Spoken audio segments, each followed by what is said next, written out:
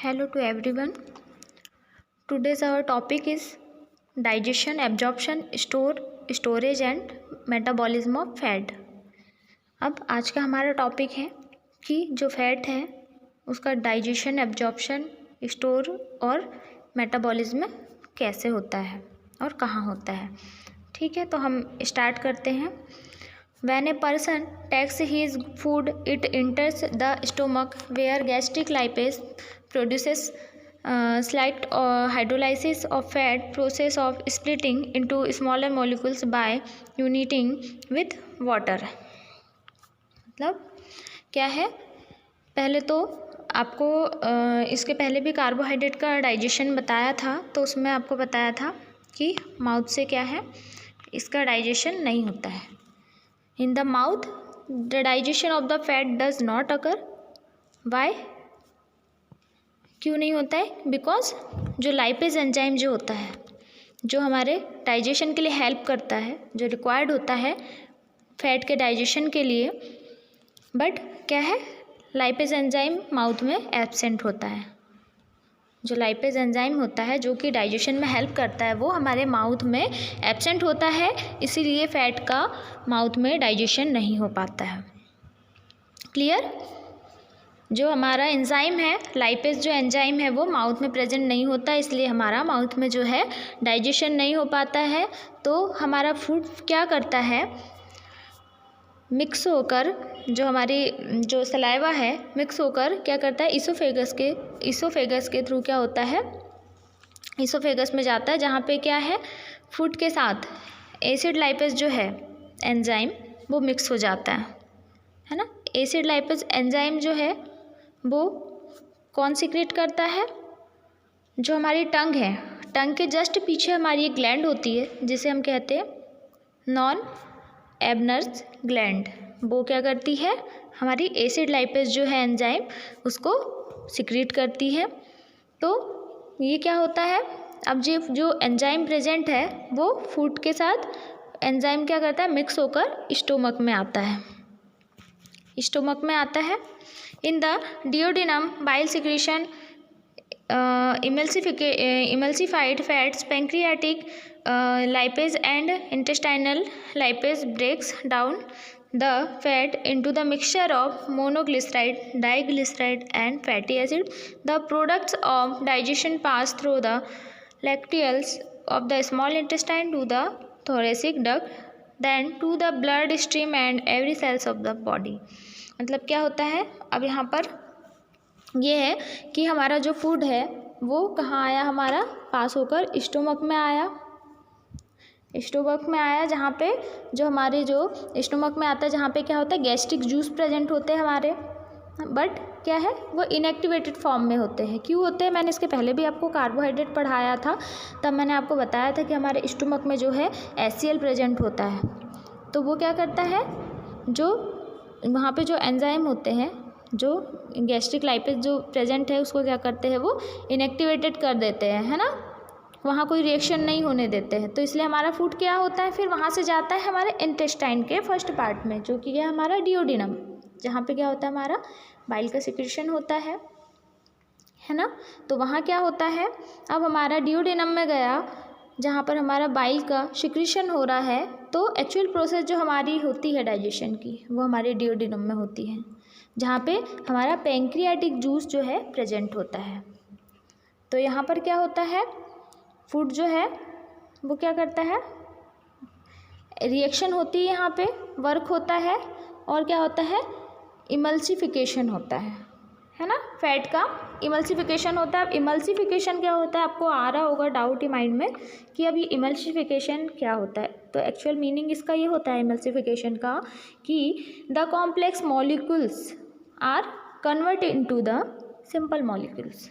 Simple meaning है, मतलब जो हमारे जो कॉम्प्लेक्स मॉलिक्यूल्स जो थे उसको क्या करता है, ये जो है सिंपल मॉलिक्यूल्स में चेंज होना क्या कहलाता है, इमल्सिफिकेशन, है ना।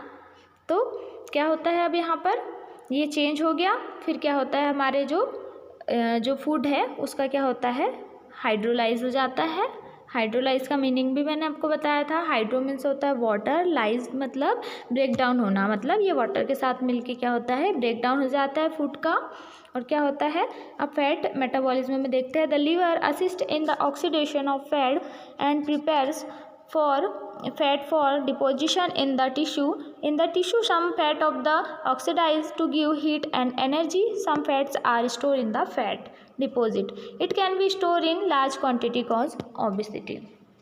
मतलब अब क्या है, अब हमारा जो फूड है वो क्या हुआ, ब्रेक डाउन हो गया, हाइड्रोलाइज हो गया, अब उसका डाइजेशन हो गया है। अब क्या होगा, हमारा जो फूड है वो हमारे लीवर में क्या है, स्टोर हो जाएगा, है ना। जो हमारे एडिपोज जो टिश्यू है, जो उस फैट का क्या है, अब वो स्टोर हो गया। अब उसमें क्या है, हमारी एनर्जी के लिए क्या है, उसका यूज़ होगा, क्योंकि हमारे कार्बोहाइड्रेट फैट क्या करते हैं, हमें एनर्जी देते हैं, है ना। तो हीट और एनर्जी के लिए क्या है, इसका यूजेस होगा।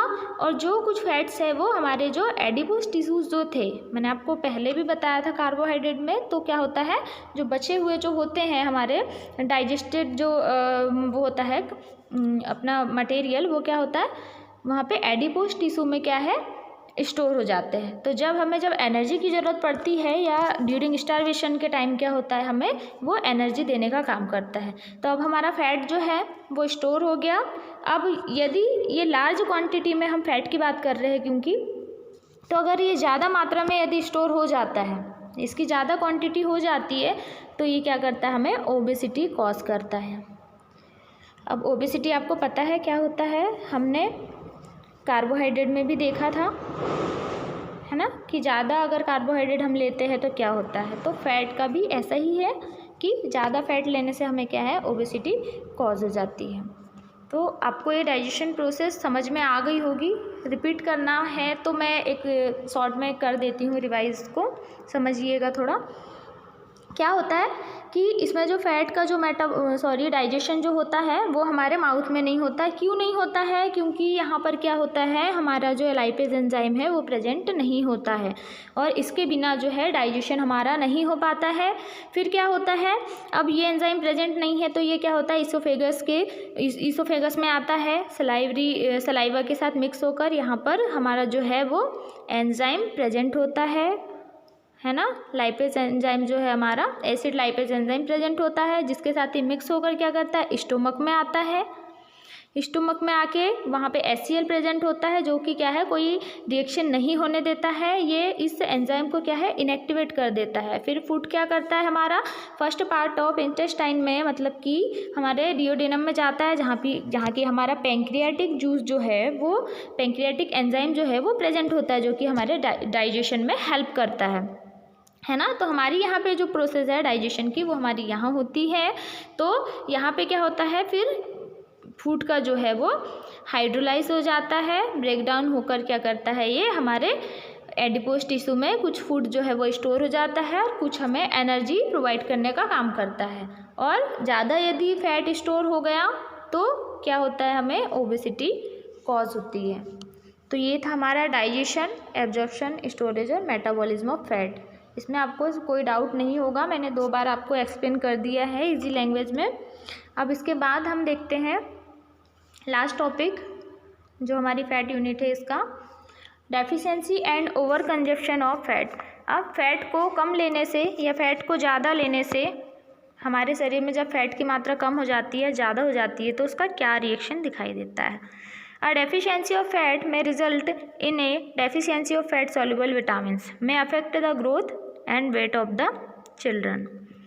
मतलब अगर फैट की डेफिशिएंसी हो जाती है, हमारी जो इसेंशियल जो हमारे फैटी एसिड्स होते हैं, जैसे उनकी डेफिशिएंसी हो जाती है, हमें क्या होता है, जो विटामिन्स की जो डेफिशिएंसी से जो हमें डिसीजेज जो कॉज होती है वो हमें इसमें दिखाई देती है ना। जैसे कि ग्रोथ पे अफेक्ट पड़ता है, चिल्ड्रन के वेट पे अफेक्ट पड़ता है। Deficiency of essential fatty acids in the diet leads to condition known as phrynoderma और टोड स्किन। मतलब अगर हमारे बॉडी में जो हमारा EFA जो है, इसेंशियल फैटी एसिड्स जो है, यदि डेफिशिएंसी होती है हमारी बॉडी में तो क्या होता है, हमें ये जो डिसीज़ कॉज होती है फ्रेनोडर्मा और टोड स्किन, ये क्या होती है, हमारे जो विटामिन ए की कमी से होती है ये डिसीज़ जो है। ये अभी हम विटामिन्स पढ़ेंगे, उसमें सारी डिटेल देखेंगे क्या होता है ये। तो ये विटामिन ए की कमी से क्या होता है, हमें ये डिसीज़ कॉज हो जाती है ना।